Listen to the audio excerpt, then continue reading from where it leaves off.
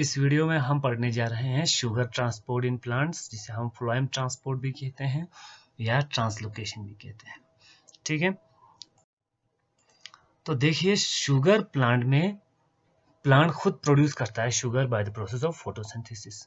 ठीक है, और ये शुगर क्यों प्रोड्यूस करता है प्लांट? क्योंकि प्लांट को एनर्जी चाहिए होता है। प्लांट के हर एक सेल में इस शुगर को ट्रांसपोर्ट करना होता है। ठीक है, प्लांट का हर कोई सेल, हर कोई ऑर्गन इस शुगर से एनर्जी निकालता है।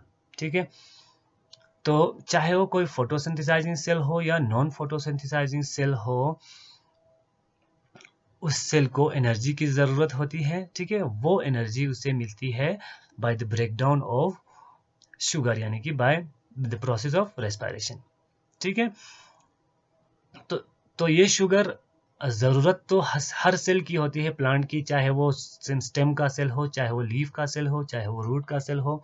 ठीक है, लेकिन बनाता सिर्फ ग्रीन लीव्स ही है, यानी कि बनाता सिर्फ फोटोसिंथेसाइजिंग सेल्स ही है। ठीक है, तो जब इसकी प्रोडक्शन हुई, शुगर बनी, तो इसकी ट्रांसपोर्ट भी होना चाहिए बाकी सेल्स के लिए, ताकि बाकी सेल्स भी एनर्जी इससे शुगर से ले सकें, बाकी सेल भी अपनी मेटाबॉलिक एक्टिविटीज़ को यानी कि कंटिन्यू रख सकें। ठीक है, इसलिए इस शुगर को जहाँ पे ये बन रहा है वहाँ से बाकी जगहों में ट्रांसपोर्ट भी होना चाहिए। ठीक है, तो हमेशा शुगर जो होता है उसकी ट्रांसपोर्ट या मूवमेंट होती है सोर्स से लेके सिंक की तरफ। ठीक है, जहाँ से शुगर की ट्रांसपोर्ट होती है उसे हम सोर्स कहते हैं। जहाँ पे यानी कि बनता है या जहाँ से ट्रांसपोर्ट होता है उसे हम सोर्स कहते हैं। ठीक है, और जिस जगह इसकी डिलीवरी होती है, जिस सेल में इसकी या जिस ऑर्गन में, जिस पार्ट में इसकी डिलीवरी होती है, उसे हम सिंक कहते हैं। ठीक है, तो सोर्स के क्या क्या एग्जाम्पल हो सकते हैं और सिंक के क्या क्या एग्जाम्पल हो सकते हैं प्लांट के केस में। ठीक है, in the middle of a growing season के बीच में, ठीक है, या किसी भी ग्रोइंग सीजन के, किसी भी प्लांट के ग्रोइंग सीजन के बीच में सोर्स क्या हो सकता है? सोर्स एक एक्टिवली फोटोसिंथेसाइजिंग मैच्योर लीफ हो सकता है। एक लीफ, एक ग्रीन लीफ जहाँ पे एक्टिवली फोटोसिंथेसिस हो रहा है, वो सोर्स है, वहाँ से शुगर बनेगा, वहाँ से ट्रांसपोर्ट होगा। ठीक है, तो वो सोर्स है। या कोई ग्रीन स्टेम हो सकता है जहाँ पे शुगर बन रहा है। ठीक है, तो वो भी सोर्स हो सकता है। ठीक है, सिंक क्या हो सकता है? सिंक कोई एक्टिव ग्रोथ मेरिस्टम हो सकता है, कोई यानी कि एपिकल मेरिस्टम हो या रूट मेरिस्टम हो। ठीक है, जहाँ पे सेल की डिवीजन हो रही है। ठीक, या कोई न्यू लीफ हो सकता है, कोई नया लीफ, कोई बट हो सकता है जहाँ से लीफ स्टार्ट हो रहा है। ठीक है, या कोई रिप्रोडक्टिव स्ट्रक्चर हो सकता है, जैसे कि फ्लावर के पार्ट्स, पेटल्स या गाइनोशियम एंड्रोशियम वगैरह, या कोई फ्रूट, या उसमें कोई बन रहा सीड, वो भी सिंक हो सकता है। ठीक है, तो सिंक शुगर स्टोरेज लोकेशन भी हो सकता है, जहाँ पे शुगर की स्टोरेज होती है। ठीक है, जैसे कि रूट, ट्यूबर, बल्बिल वगैरह। ठीक है, तो कभी कभी इसका रिवर्स भी हो सकता है। क्या होता है, कुछ प्लांट्स में कोई प्लांट क्या क्या होता है, डोरमेंसी पीरियड में चला जाता है, यानी कि विंटर में या किसी ड्राई सीजन में वो डोरमेंट हो जाता है, यानी कि उसके जो एरियल पार्ट है, जो ग्रीन पार्ट है, वो सब डेसिकेट होके या वो सब ख़त्म हो जाएंगे, और उसका बचेगा तो रूट बचेगा। ठीक है, तो ऐसे प्लांट में जब ग्रोइंग सीजन फिर से रिज्यूम होगा, ठीक है, जब अगला सीजन आएगा तो वो प्लांट मरा नहीं है अभी, उसका अभी रूट या ट्यूबर बचा हुआ है, वहीं से फिर से वो लीफ स्टार्ट कर देता है। ठीक है, तो इस केस में लीफ तो उसके पास है नहीं, जब वो प्लांट अगर ग्रोथ रिज्यूम कर रहा है, लीफ तो, ग्रीन लीफ तो उसके पास है नहीं जहाँ से शुगर की ट्रांसपोर्ट हो सके। तो शुगर की ट्रांसपोर्ट ऐसे केसेस में होता है from root, the storage root या ट्यूबर जिसे, या बल्बिल जिसे हम कहते हैं। ठीक है, तो इस केस में रूट, ट्यूबर या बल्बिल सोर्स बन सकता है, जो पहले सीजन में सिंक था, अब यहाँ पे सोर्स बन गया। ठीक है, और इस सीजन में, जिस सीजन में रूट, ट्यूबर, बल्बिल वगैरह सोर्स है, उस सीजन में सिंक बन जाएगा एक्टिवली डेवलपिंग लीफ, कोई जस्ट स्टार्ट होने वाला लीफ। ठीक है, तो एक आ गया सोर्स जहाँ से शुगर की ट्रांसपोर्ट होती है। ठीक है, वो ग्रीन लीफ भी हो सकता है जहाँ पर फोटोसिंथेसिस हो रहा है, या कोई स्टोरेज रूट भी हो सकता है सोर्स। ठीक है, तो दूसरे साइड में आ गया सिंक, जहाँ पे इस शुगर की डिलीवरी हो रही है। ठीक है, अब जो ये ट्रांसपोर्ट जो सोर्स से सिंक की तरफ जो शुगर का ट्रांसपोर्ट जो होना है वो होता है थ्रू फ्लोएम। ठीक है, फ्लोएम क्या है?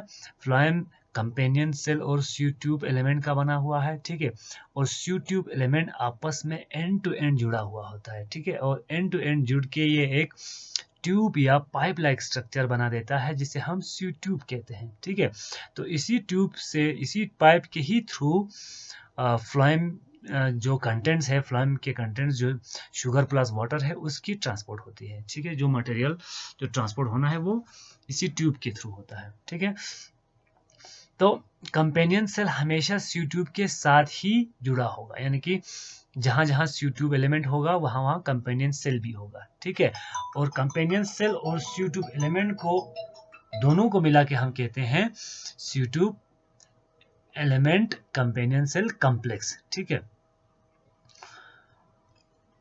और ये स्यू ट्यूब एलिमेंट्स आपस में एंड टू एंड जुड़ा होता है and separated by perforated wall called sieve tube plate. ठीक है, जिसमें पोर्स होता है और उसी वो पोर्स ओपन होता है। ठीक है, और उसी पोर्स के थ्रू ही वाटर प्लस शुगर या प्लस अनदर कंटेंट्स इसी पोर्स के थ्रू ही ट्रांसपोर्ट होता है। ठीक है, अब इस मूवमेंट को, इस फ्लोएम ट्रांसपोर्ट को समझने के लिए, इसके मैकेनिज्म को समझने के लिए बहुत सारे थ्योरीज आए। ठीक है, और इसमें से एक थ्योरी है प्रेशर फ्लो मॉडल या प्रेशर फ्लो हाइपोथेसिस। ठीक है, जो कि मोस्ट पॉपुलर थ्योरी है ट्रांसलोकेशन का। ठीक है, इस थ्योरी को प्रपोज किया था मंच ने 1930 में। ठीक है, इसको मंच हाइपोथेसिस भी कहते हैं या मास फ्लो हाइपोथेसिस भी कहते हैं। ठीक है, तो पहला देखो, sugar transport in plants in the form of sucrose through sieve tube of phloem. ठीक है, फ्लोएम का जो जो शुगर का ट्रांसपोर्ट होता है प्लांट में वो फ्लोएम के थ्रू होता है और इन द फॉर्म ऑफ सक्रोज होता है। ये याद रखिएगा, जो शुगर की ट्रांसपोर्ट होती है वो सक्रोज के फॉर्म में होता है, क्योंकि सक्रोज नॉन रिड्यूसिंग है, लेस रिएक्टिव है, इसलिए हमेशा सक्रोज के फॉर्म में होता है, ना कि ग्लूकोज या फ्रक्टोज के फॉर्म में। ठीक है, जो रेड डॉट्स आपको पिक्चर में दिखाई दे रहा है वो सक्रोज दिखाया गया है। ठीक है, तो सबसे पहले क्या होता है, sugars are actively transported from source cell into the sieve tube companion cell complex. ठीक है, सबसे पहले क्या होता है, फॉर एग्जांपल यहाँ पे हम सोर्स एग्जांपल लेंगे लीफ का। ठीक है, सोर्स सेल लीफ लिखा हुआ है यहाँ पे। ठीक है, वहाँ पे शुगर बन रहा है।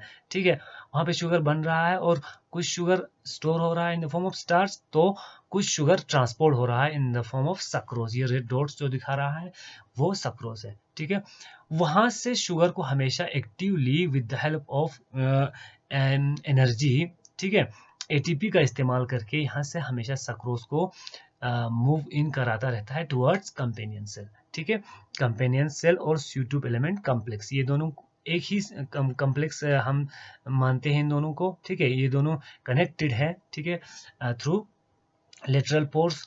ठीक है, तो कंपेनियन सेल में पहुंचा तो समझो कि ये सी ट्यूब एलिमेंट में भी पहुंच गया। ठीक है, लेकिन ये ट्रांसपोर्ट जो सोर्स सेल से कंपेनियन सेल तक है वो with the help of energy, यानी उस वक्त एनर्जी का इस्तेमाल होता है। ठीक है, हमेशा एनर्जी इस्तेमाल करके ही सक्रोज को कंपेनियन सेल में पहुंच जाता है। ठीक है,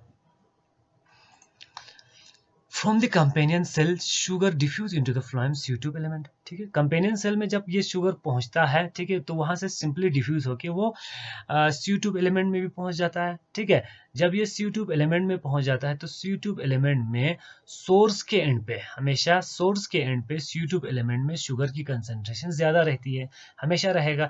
ठीक है, एक तरफ से इसको ट्रांसपोर्ट भी किया जाएगा टुवर्ड्स सिंक, तो दूसरी तरफ से इसको एक्टिवली वहां से मूव इन कराता रहेगा सोर्स से। ठीक है, तो हमेशा यहाँ पे शुगर की कंसेंट्रेशन बड़ी रहेगी। ठीक है, यहाँ पे शुगर की कंसेंट्रेशन हमेशा बड़ा रहेगा तो यहाँ पे सल्यूट पोटेंशियल है वो हमेशा कम होता रहेगा। ठीक है, इसका नेगेटिव वैल्यू बढ़ता रहेगा। ठीक है, इसका नेगेटिव वैल्यू बढ़ता रहेगा तो वाटर पोटेंशियल इसका कम होगा, डिक्रीज होता रहेगा। वाटर पोटेंशियल जब इसका डिक्रीज होता रहेगा तो सामने जो जाइलम का सेल है जिसमें वाटर पोटेंशियल हाई है वहां से वाटर ऑस्मोसिस एंड ऑस्मोसिस होके कंपेनियन इस सी ट्यूब एलिमेंट में इंटर होता रहेगा। ठीक है, जब तब क्या होगा, the pressure of high concentration of sugar in the sieve tube element drastically reduce psi S यानी कि solute potential which cause water to move by osmosis from xylem to phloem cell. ठीक है, ये कहा। ठीक है, इस मूवमेंट की वजह से, ठीक है, इस ऑस्मोसिस की वजह से this movement of water into the sieve tube cell cause turgor pressure to increase. ठीक है, यहाँ पे सी ट्यूब में, सोर्स के एंड पे सी ट्यूब में वाटर की हमेशा एंट्री होने की वजह से यहाँ पे क्या होगा, टारगेट प्रेशर इंक्रीज होगा, यहाँ पे प्रेशर बनता रहेगा। ठीक है, जब वाटर इसमें ज्यादा एंटर हुआ तो इसमें टारगेट प्रेशर बनेगा। ठीक है, ये टारगेट प्रेशर इस लिक्विड को, इस फ्लूइड को, ठीक है, इस fluid with sugar with another metabolites, ठीक है, जो भी ये मिक्सचर है, इस मिक्सचर को, इस फ्लूइड को सोर्स के कंपेनियन सेल से टुवर्ड्स सिंक की तरफ पुश करेगा। ठीक है, यही फोर्स जो है इस ट्रांसलोकेशन में हेल्प देता है। ठीक है, इसी पुश की वजह से ही फ्लूइड की फ्लोएम में ट्रांसपोर्ट होती है। ठीक है, तो नेक्स्ट क्या होता है, दूसरे एंड पे unloading at the sink end of phloem tube can occur either by diffusion और बाय एक्टिव ट्रांसपोर्ट। और दूसरे एंड पे, सिंक के एंड पे, जब ये ट्रांसलोकेशन होके ये शुगर पहुंचता है तो वहां पे हमेशा शुगर वहां से अनलोडिंग होता रहता है टुवर्ड्स सिंक सेल। ठीक है, या तो यहाँ पे कंसंट्रेशन डिफरेंस की वजह से डिफ्यूज होगा टुवर्ड्स पहले कंपेनियन सेल फिर सिंक सेल। ठीक है, या तो ये एक्टिवली ट्रांसपोर्ट किया जाएगा टुवर्ड्स सिंक सेल। ठीक है, यानी कि पहले तो कंपेनियन सेल और सी ट्यूब एलिमेंट तो सेम है। ठीक है, सी ट्यूब एलिमेंट में है तो कंपेनियन सेल में भी है समझो, लेकिन कंपेनियन सेल से जब सिंक सेल की तरफ जाना है तो या तो ये सिंपली डिफ्यूज हो सकता है, या तो इसको एनर्जी की हेल्प लेके इसको ट्रांसपोर्ट किया जा सकता है। ठीक है, तो सिंक एंड पे फ्लोएम में या सी ट्यूब एलिमेंट में, सी ट्यूब में हमेशा शुगर की कंसंट्रेशन रिड्यूस होता रहेगा, यानी कि कम होता रहेगा। ठीक है, जब शुगर की कंसंट्रेशन इस सी ट्यूब में सिंक एंड पे कम होता रहेगा तो क्या होगा, इसमें वाटर पोटेंशियल इंक्रीज होगा। ठीक है, जब शुगर की कंसंट्रेशन या सल्यूट की कंसंट्रेशन डिक्रीज है, जीरो है, तो वाटर पोटेंशियल हाई है। ठीक है, वाटर पोटेंशियल में हमने ये देखा है, ये चीज पढ़ा है हमने। ठीक है, जब वाटर पोटेंशियल यहाँ हाई है तो यहाँ से वाटर सामने वाले किसी सेल में ऑस्मोसिस होके, एक्स ऑस्मोसिस होके यहाँ से निकल जाएगा इस सी ट्यूब एलिमेंट से। ठीक है, जिससे जहाँ से वो जाइलम सेल में या वेसल्स में पहुंच जाएगा और एसेंट ऑफ सेट के जरिए वो ऊपर ट्रांसपोर्ट होगा। ठीक है, यहाँ पे वही कहा है, once sugar is unloaded at the sink cell the psi S यानी कि solute potential increase, solute potential increase हुआ होगा तो वाटर पोटेंशियल भी इंक्रीज हुआ, causing water to diffuse by osmosis, जहाँ जिसकी वजह से वाटर ऑस्मोसिस होके बाहर निकल जाएगा बैक टू जाइलम की तरफ। ठीक है, this movement of water out of the phloem cause turgor pressure to decrease.